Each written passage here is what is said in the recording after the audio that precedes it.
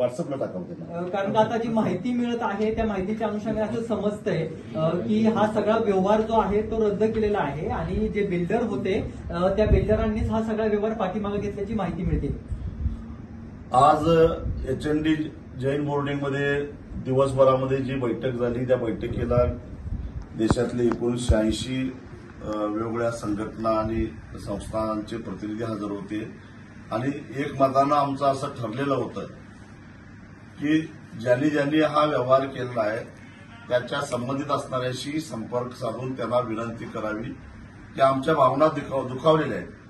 HND बोर्डिंगची ही जी काय 3.5 एकराची मालमत्ता आहे त्यातली 1 इंच सुद्धा जमीन द्यायच्या मनस्थितीमध्ये आम्ही नाही आहोत.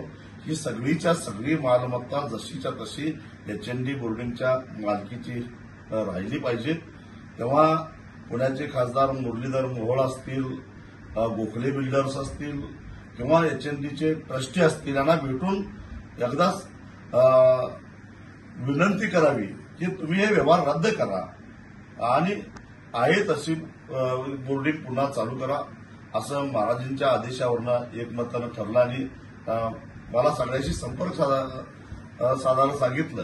दरम्यानच्या काळामध्ये रात्री 10:30च्या दरम्यान मला मुरलीधर अण्णा मोहोळ यांचा फोन आला आणि त्यांनी सांगितलं की आज जो काय बैठकीमध्ये ठरलेला आहे त्याचा आदर करून गोखले बिल्डर्स यांनी HND ट्रस्टींना एक पत्र लिहिलेलं आहे, पत्र मेल केलेलं आहे आणि त्याच्यामध्ये हा संपूर्ण व्यवहार आम्ही रद्द करत आहोत आणि जे 230 कोटी रुपये त्यापोटी दिलेले आहेत ते आम्हाला परत द्यावेत अशी विनंती त्यांनी केली आहे.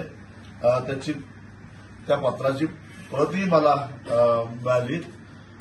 परंतु आता गोखले ट्रस्टनं गोखले बिल्डर्सनी केवळ व्यवहार रद्द झाला म्हणून पत्र लिहिलं म्हणून आम्ही समाधानी नाही आहे. हा व्यवहार रद्द करण्यासाठी ट्रस्टीनी पुढे आलं पाहिजे आणि हा व्यवहार पूर्णपणे रद्द झाल्याशिवाय कारण आता आज ह्या क्षणाला या मालमत्तेवर गोखले डेव्हलपर्सचं नाव आहे. ते नाव तेव्हाच कमी होईल जेव्हा हा व्यवहार रद्द होईल आणि हा व्यवहार रद्द होण्यासाठी दोन्ही पार्ट्या पुढे येणं गरजेचं आहे आणि जोपर्यंत व्यवहार रद्द होऊन पुन्हा पूर्ववत या 3.5 एकर जागेवर HND बोर्डिंगचं नाव लागत नाही, ट्रस्टचं नाव लागत नाही तोपर्यंत आमचा लढा संपणार नाही. आमच्या आंदोलनाच्या ऍक्टिव्हिटी ज्या काय चालू आहेत त्या तशाच राहणार. अजूनही माझी सर्व घटकांना विनंती आहे की 1 तारखेला परमपूज्य आचार्य गुप्तनंदीजी महाराज उपोषणाला सुरुवात करणार आहे. ती कटुता टाळायची असेल ती त्याच्यानंतर होणाऱ्या आंदोलन देशभरात जे होणारं आंदोलन आहे ते होऊन द्यायचं नसेल तर सरकारनं पुढाकार घ्यावा, ट्रस्टींनी पुढाकार घ्यावा आणि हा व्यवहार 30 तारखेच्या आत पूर्ण रद्द करून पुन्हा पूर्ववत ह्या 3.5 एकर जागेवर ट्रस्टचं नाव लावावं तरच हा लढा आमचा शांत होईल. तोपर्यंत लढा संपणार नाही. आम्ही केवळ पत्र लिहिलं म्हणून समाधान मानणार नाही तर हा व्यवहारच रद्द झाला पाहिजे या मताशी आम्ही ठाम आहोत. काही माध्यमातून बातम्या यायला लागल्या व्यवहार रद्द झाला म्हणून देशभर आता ज्या काही ऍक्टिव्हिटी चालू आहेत उद्या संपूर्ण देशामध्ये मूक मोर्चे निघणार आहेत ते निघणारच कारण व्यवहार रद्द होत नाही तोपर्यंत आंदोलन संपणार नाही. गोखले बिल्डर्सकडून एक पाऊल पुढे टाकलं गेलेलं आहे. गोखले बिल्डर्स म्हणाले की आम्हाला 230 कोटी रुपये माघारी द्या त्यानंतर आम्ही हा व्यवहार जो आहे तो रद्द करू. यासाठी आता ट्रस्टींनी ज्यांनी हे 230 कोटी रुपये जे आहेत ते ट्रस्टच्या नावावरती घेतले आहेत त्यांनी हे पैसे रिटर्न देण्यासाठी नेमकी काय भूमिका घेतली. गोखले बिल्डर्सनी जे पाऊल टाकलेलं आहे त्याचं आम्ही स्वागतच करतो आणि ट्रस्टींना आज सुद्धा आम्ही देशभरातल्या सगळ्या संस्थांनी मिळून विनंती केली आहे की बाबांनो असं काही करू नका. ट्रस्टच्या विकासासाठी आम्ही सारे पुढे यायला तयार आहोत, निधी उभा करायला तयार आहोत.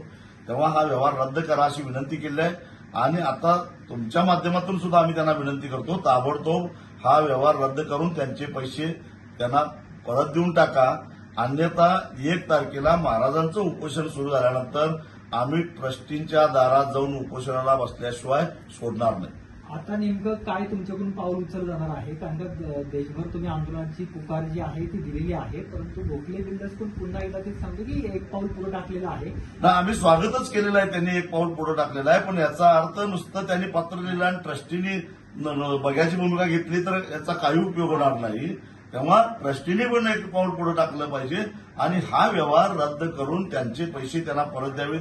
अर्थात त्यांच्यातला व्यवहार काय आहे तो आम्हाला काही त्याचं देणं घेणं नाही, पण आम्हाला इंटरेस्ट आहे तो या प्रॉपर्टीवरचं गोखले बिल्डरचं नाव कमी होऊन त्या ठिकाणी HND ट्रस्टचं नाव लागलं पाहिजे आणि ते नाव जोपर्यंत लागत नाही तोपर्यंत आमचा लढा संपणार नाही.